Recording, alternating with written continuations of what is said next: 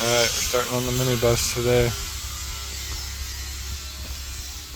I gotta take out this lift gate. It's gonna be the first step.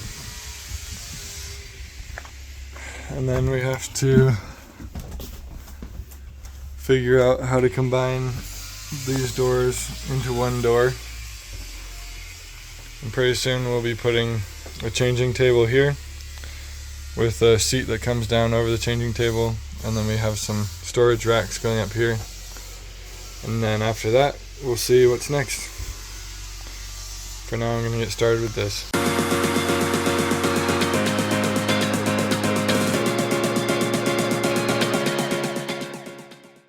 Alright guys, so as you can see here, I'm struggling trying to get these bolts out. I have to reach up into these weird little holes that they cut in the frame so that I can hold onto the top side of the nut and the bottom side of the nut, and that's why I had Tanny and Robert come help me for a little bit there. Then this wiring that you just saw being pulled out there, it goes all the way down underneath the van, all the way to the front, all the way through that little engine bay compartment and up to the battery up in the front. And so I had to rip all that out just to make sure that there wasn't any loose wires for the future. I didn't want to just chop them and leave them because that's dangerous. So I pulled the whole thing, and then I had one bolt that I was missing basically on this side that just took me absolutely forever to get out, but eventually I got it to come loose. But I also had to remove the pump that was in there. That was the main thing that made it so that those little hydraulics there could move up and down. But after I got the pump out, the whole thing pulled out, and it wasn't too big of a deal, but it took me most of a day just to finish this section.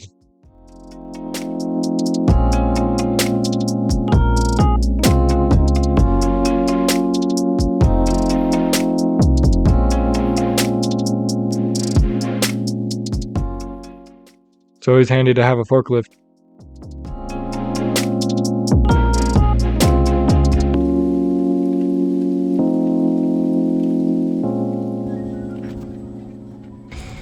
Alright.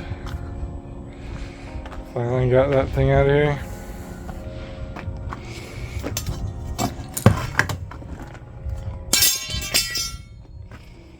Now, gotta start dreaming.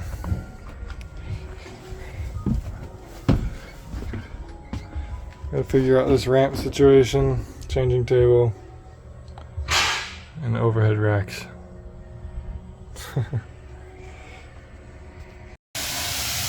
Alright, next is the doors.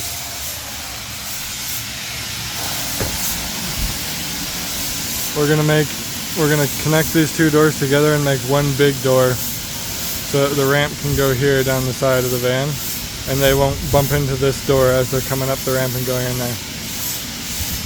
So look forward to that nonsense.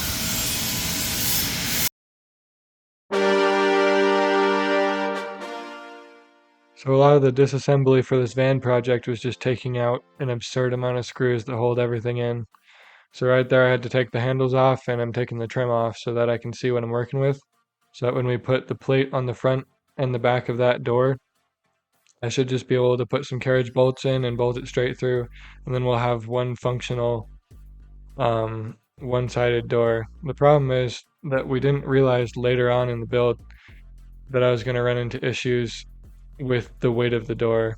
Basically, since we're adding a metal plate on both sides of the door, it makes it way heavier than the door was originally, which is going to make it way harder to open and close. And so in the next video, you'll see that I add 2 struts and a soft door closer, basically something that just makes it so that it won't slam shut, to basically make it so that the door feels like it doesn't weigh anything.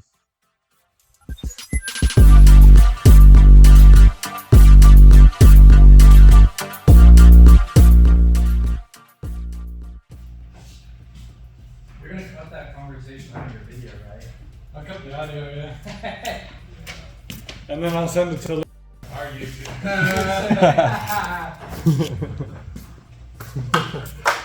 Yeah, just kidding. That'd be hardcore though. Savage. Oh, weird. What? That the middle trim leaves that much of a gap? Yeah, I was like, what? That seems crazy.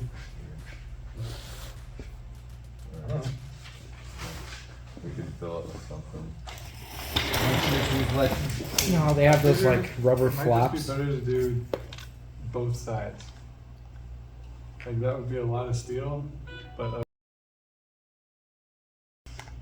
Like a whole, or what do you mean? because Oh, we were doing the both whole sides. cover for this one, but what if we just do one for each side? Because then that would be as stiff as possible, you know.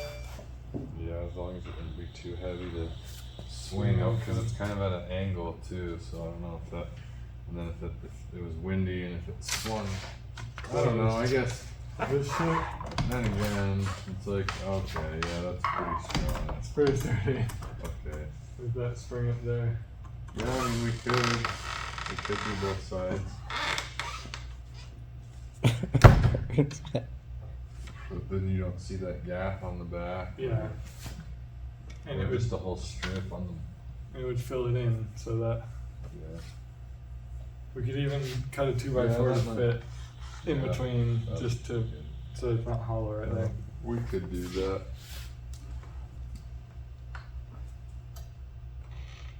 We probably just want to mount before we put it on there and mount our new.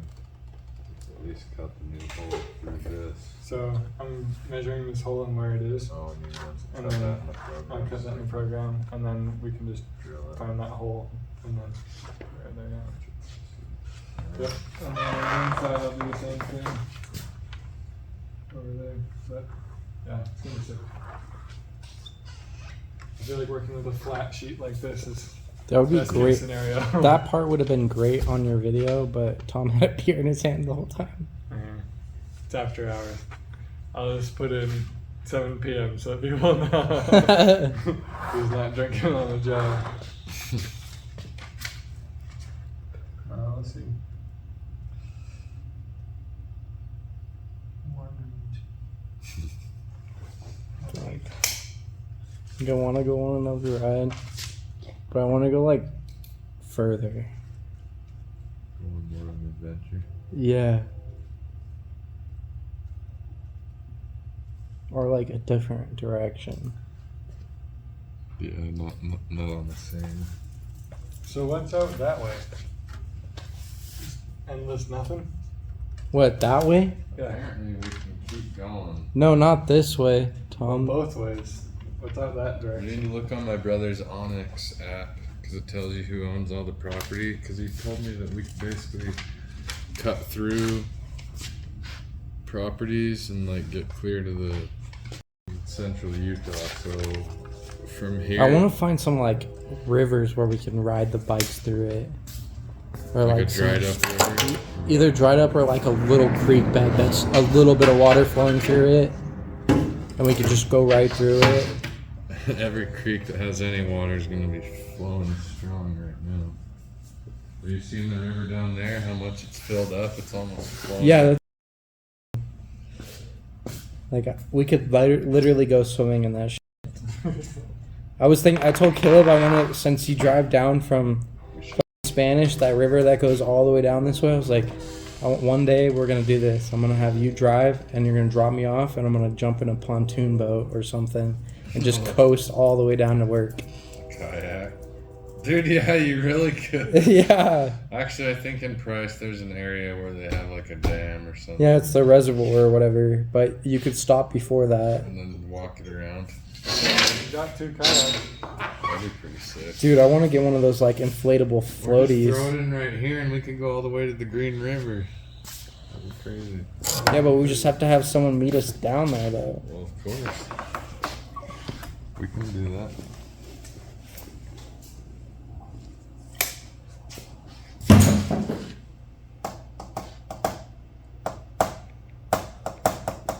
We gotta start building the framework for that right here. What are we gonna use? Are we gonna use our own steel? Oh yeah. Should I be down? We're gonna burn up that inventory. So on the computer program, is the radius, is that how far it is from the point to where the radius is now? If you do like a 0.2 radius, is that,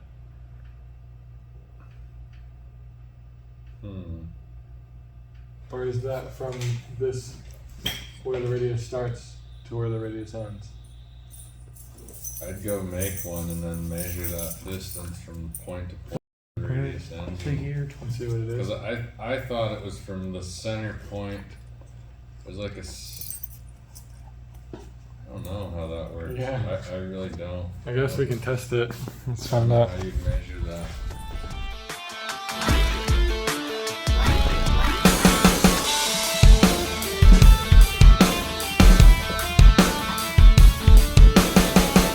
How are we gonna do this?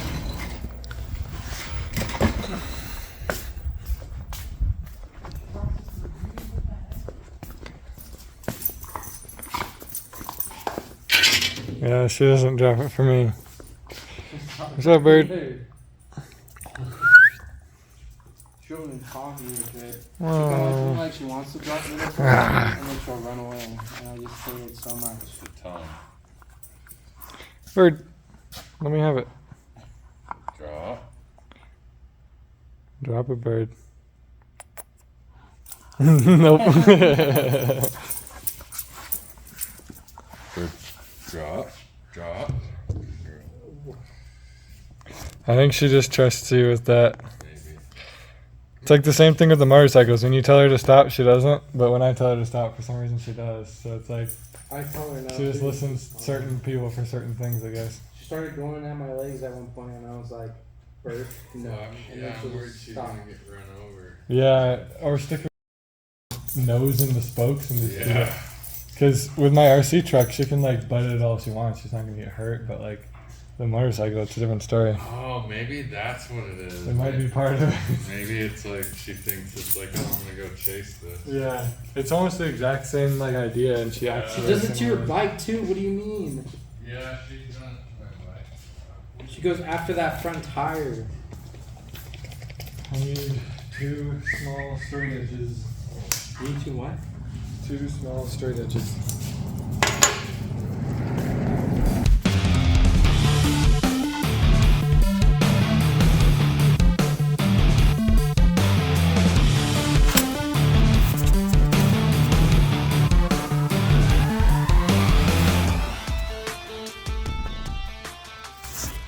Sorry about that.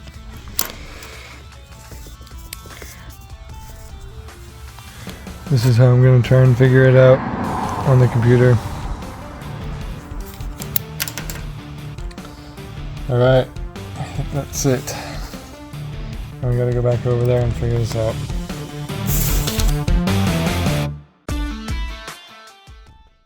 Alright, so this part, I'm trying to figure out the radius for the corner of the door windows, and I ran myself in circles until I figured out that it was actually pretty obvious. I partially left my explanation in here so I can come back later if I'm ever having to deal with the same thing again, and I'll just be able to explain it to myself. But even watching this next part like 3 times, I still couldn't get it until like the 4th time watching it, and I finally understood what I was talking about. So if you don't get it, it's not your fault. Yeah. Yeah, so basically what I did was I measured from the middle of the radius to where the corner is, and it's 1 inch exactly. And so I went in here, and that's not what it is in the computer. So I typed in 1 inch radius on here, and it comes out to 0.4142. And so I realized that if 1 equals 0.4142, that means that whatever 1 divided by 0.4142 is equal to 1 in the distance or whatever. So I divided, it came out with 2.4 something. So I did 2.4 something, and it is now 1 is the other number. So now I've got the exact radius that we need for that. So hopefully it should fit perfect. And if it doesn't, I'm also still not going to be surprised if we have to grind it a little bit, but should be it.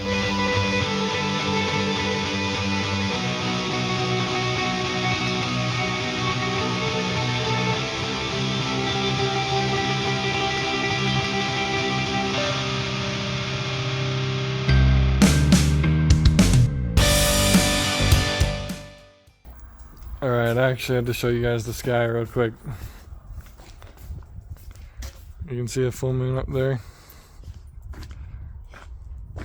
It's obviously better in person, but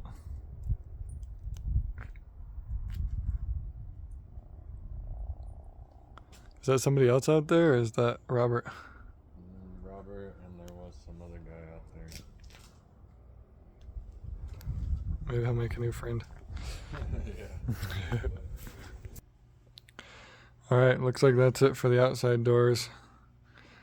I probably cut that piece, grind it up. Ooh. Oh yeah, I need to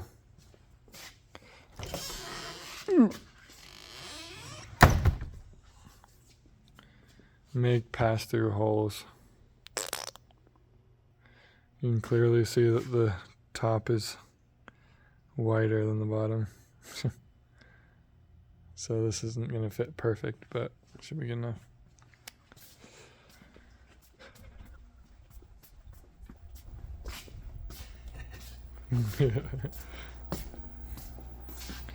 Bird likes chicken. Okay, now I just need to cut this thing out. Oh yeah, I need pass-through holes. Alright, so I just found out 3/8 carriage bolts use 3/8 squares, which makes sense.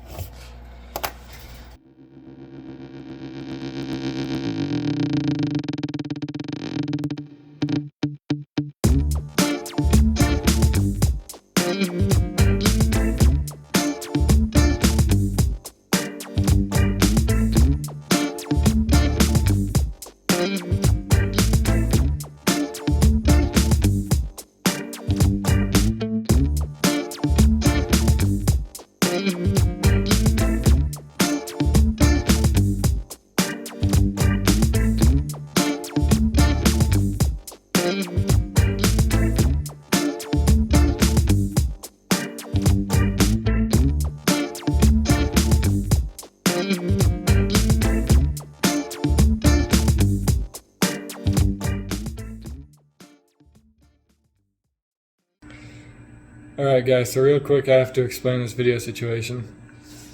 So we worked on the van project. I videoed probably like 20 hours of footage, and it was starting to get too big for my phone or my laptop to handle. So I decided that I'm just going to make a part 1, a part 2, and then a final video. And so the part 2 goes into finishing the door and starting the ramp project. But once we got partway into the ramp project, we were starting to run out of time on the build itself too.